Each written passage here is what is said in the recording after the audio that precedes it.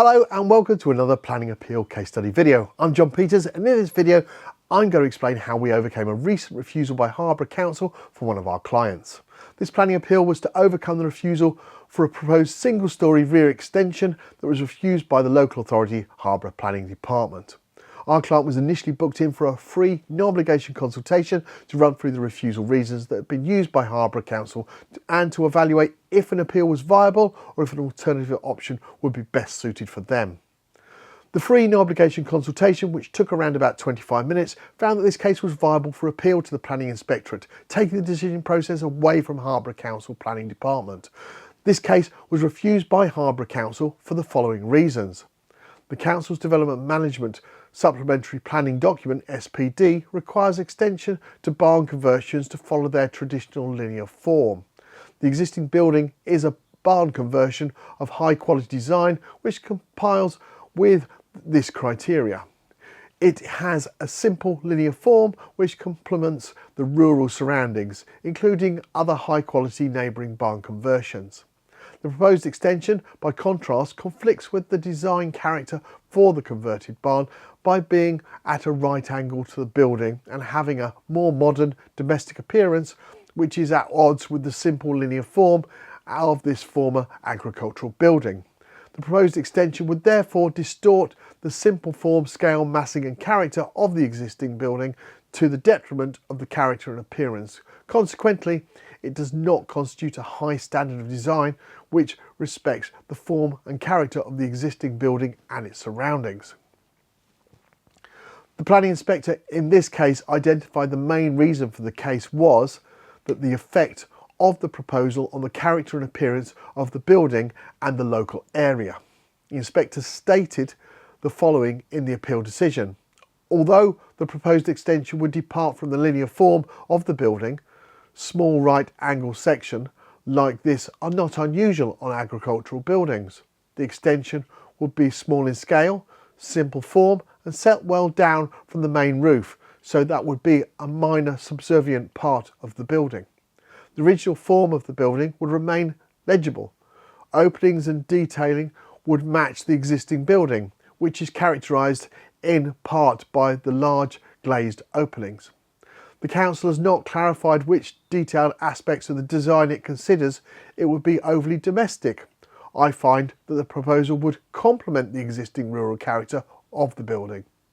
The only public views of the extension would be from a public right-of-way over 100 metres away, for which views would be partly screened by a shed, hedges and other planting. There would be no significant effect on public views. The appellant draws my attention to another appeal decision following an extension to a barn conversion elsewhere in the locality. That decision related to a different design on a different building. The key here is the careful assessment of the particular circumstances of each proposal. I have considered this proposal on its own merits, bearing in mind adopted policies and guidance. Many of you have similar refusals that are repeatedly stating to us you've had little or no correspondence throughout the application process. And the first thing you knew was receiving the refusal notice from the council, and in some cases when you received a letter from ourselves.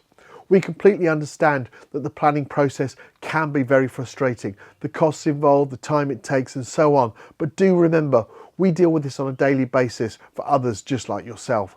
With planning appeals, experience really does matter, and our specialist appeals team handle over 2.5% of all planning appeals in England and Wales that are currently produced and submitted. Start by producing a comprehensive and robust appeal statement that covers the specific case. This case, it covered 16 pages and was just over 3,300 words. It is important in the appeal statement to detail where the local authority failed in their assessment of the case and how, where possible, both local and national policy applies in favour of the appeal. Additionally, if possible, bringing in similar cases that the Planning Inspectorate has found of in favour at appeal.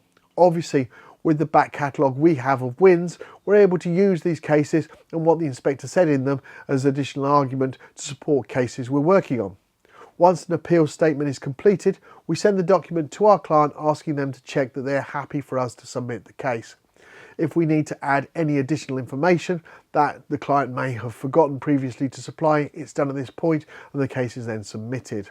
It is vitally important that all the documents and responses are submitted on time throughout the process, as failure to do so will result in the appeal not being successful. Something we hear about often when people attempt an appeal for the first time. Always ensure you use a professional who has considerable experience of appeals. It is worth asking them for some recent successful planning appeal case studies like you'll find on our website. Due to the large number of cases we represent, we have a dedicated team that liaises with the Planning Inspectorate on a daily basis.